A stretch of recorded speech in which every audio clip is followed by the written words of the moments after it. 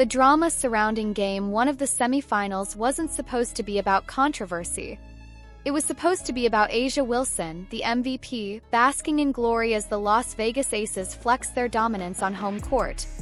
Instead, the night unraveled into something far different, a spectacle of elbows, flops, and questionable whistles that exposed the ugliest side of Vegas basketball, and a showcase of grit from an Indiana Fever team that refused to bow to intimidation.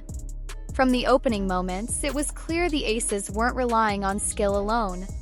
They came out throwing shoulders, leaning on screens, dragging defenders down, and daring the referees to take control of the game. But the whistles stayed quiet.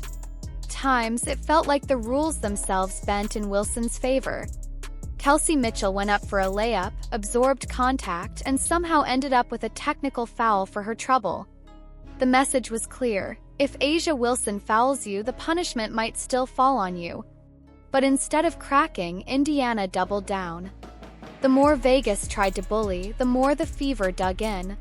Vegas wanted chaos, but the Fever found composure in the fire. They zipped the ball around, ran the floor with pace, and punished every defensive lapse. Kelsey Mitchell led the charge with a masterpiece, 34 points that carved up Vegas's defense possession after possession. She pulled up from deep, sliced into the lane, and rose for fearless mid-range jumpers. No amount of physical play could throw her off rhythm. For every elbow Wilson threw, Mitchell answered with a dagger. For every shove, she silenced the crowd with another bucket. By night's end, her performance wasn't just impressive, it was historic, the highest-scoring playoff debut for a Fever player in over a decade.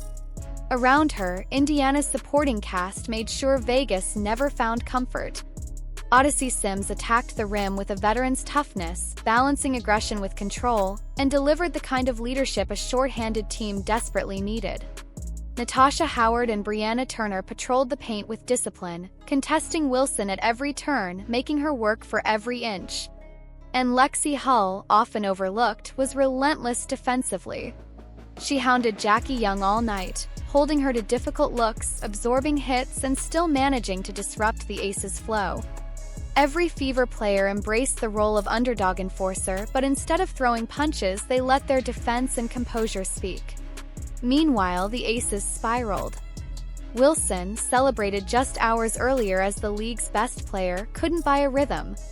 She finished 6 of 22 from the field, forced into contested shots, flailing for fouls, and at times collapsing to the ground in theatrics that didn't match the replays.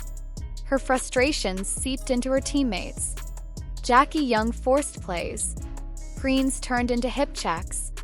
Ball defense devolved into shoves and trips.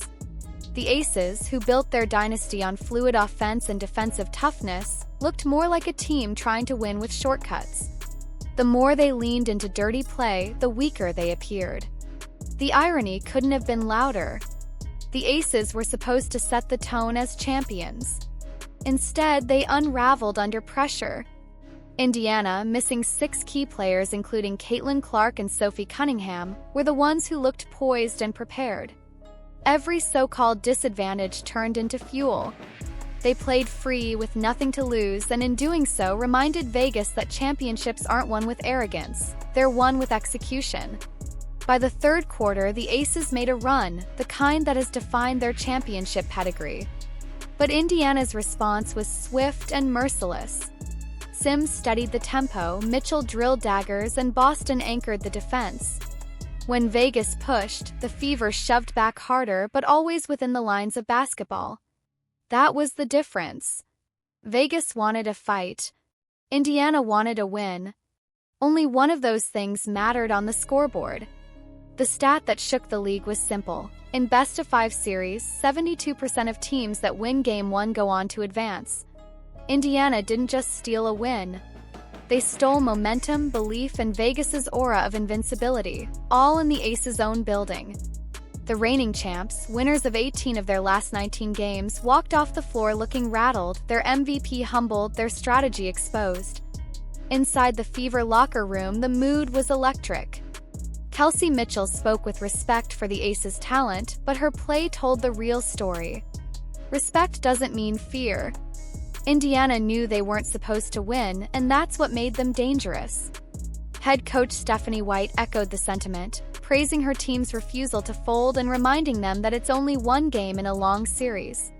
Still, the symbolism was undeniable. On the very night Wilson was crowned the face of the WNBA, Indiana exposed cracks in her game and flipped the narrative of the postseason. For Vegas, the pressure has never been higher. They have to adjust. They'll try to get Wilson easier looks, clamp down on Mitchell, and lean on their experience. But the damage is done. The Fever now know they can beat them. They've seen the Aces' arrogance, felt their elbows, absorbed their cheap shots, and come out stronger on the other side. That belief cannot be undone. And so the question looms, was this just one glorious upset or the beginning of a collapse no MVP trophy can cover? The Fever have already rewritten the script once. If they do it again in Game 2, the two-time defending champs could be staring at elimination. If you think Indiana proved the Aces are beatable, let us know in the comments. What did you think of A'ja Wilson's antics and the officiating in Game 1? Don't forget to like, subscribe, and turn on all notifications so you never miss a single moment of this dramatic playoff run.